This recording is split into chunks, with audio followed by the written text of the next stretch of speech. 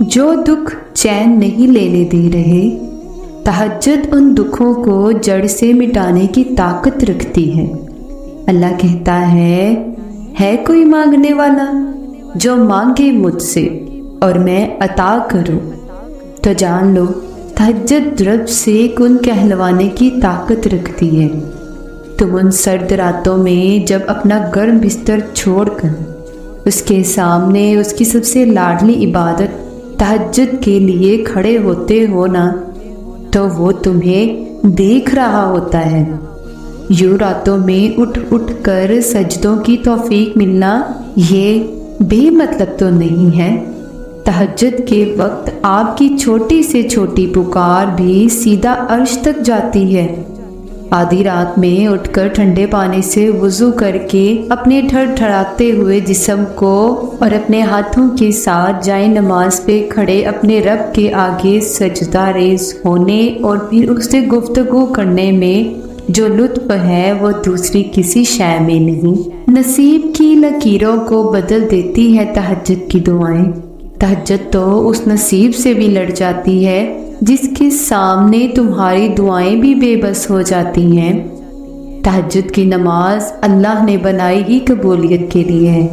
اگر تو کوئی دعا تمہیں تہجد تک لے گئی ہے تو جان لو تمہاری دعاؤں کی قبولیت ہو چکی ہے۔ تہجد میں مانگی گئی دعا ایسا تیر ہے جس کا نشانہ کبھی خطا نہیں ہوتا۔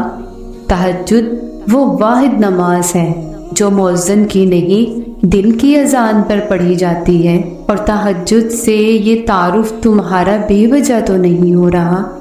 آخر کچھ تو ہے جو ممکن ہونا ہے۔ تو اگر درد رات بھر سونے نہیں دیتا تو جان لو کہ وہ منتظر ہے تمہارا، ابھی بھی اس کو انتظار ہے تمہاری دعاؤں کا۔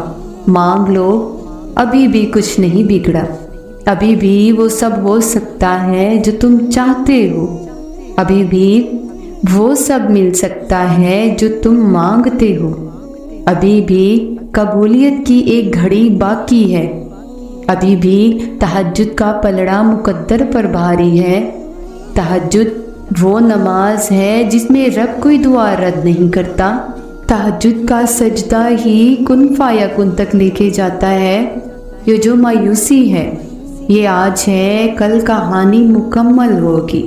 تہجد کی نماز اپنے اندر کچھ راز رکھتی ہے جسے صرف اللہ پاک سے محبت کرنے والے ہی جان پاتے ہیں۔ تہجد کے لیے تم خود نہیں جایا کرتے بلکہ تمہیں چن لیا، اور جس کو اللہ چن لیتا ہے وہ اس کا لاڈلا بندہ ہوتا ہے۔ اکیلے ہو، کوئی ساتھ نہیں دیتا تو جان لو تہجد رب سے ملوانے کی طاقت رکھتی ہے۔ وہ دکھ جو رات بھر سونے نہیں دیتے ان کی مرہم تہجد میں موجود ہے۔ تہجد کی نماز کے لیے جاگنا اللہ کی بے شمار نعمتوں میں سے ایک نعمت ہے۔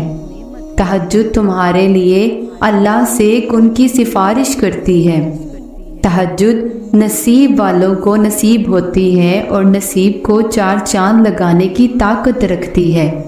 تہجد کے لیے بلاوا فرض سے نہیں عرش سے آتا ہے۔ تہجد کا سجدہ اسے ہی نصیب ہوتا ہے جسے رب چاہتا ہے۔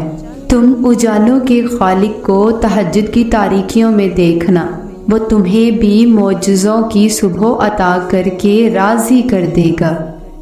تہجد کا خاموش سجدہ اور زار زار بہتے ہوئے آنسوؤں کو وہ کبھی ضائع نہیں کرتا۔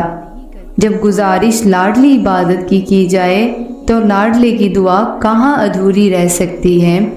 کائنات جو بھی کہے پھر وہ ہو کر رہتا ہے جو اس کا بندہ اس سے مانگ لیتا ہے۔ تمہاری تہجد کی دعائیں اللہ تک پہنچ گئی ہیں، اب تمہیں صبر کا پہلو تھامے رکھنا ہے، کیونکہ اب جو ہوگا وہ معجزہ ہوگا۔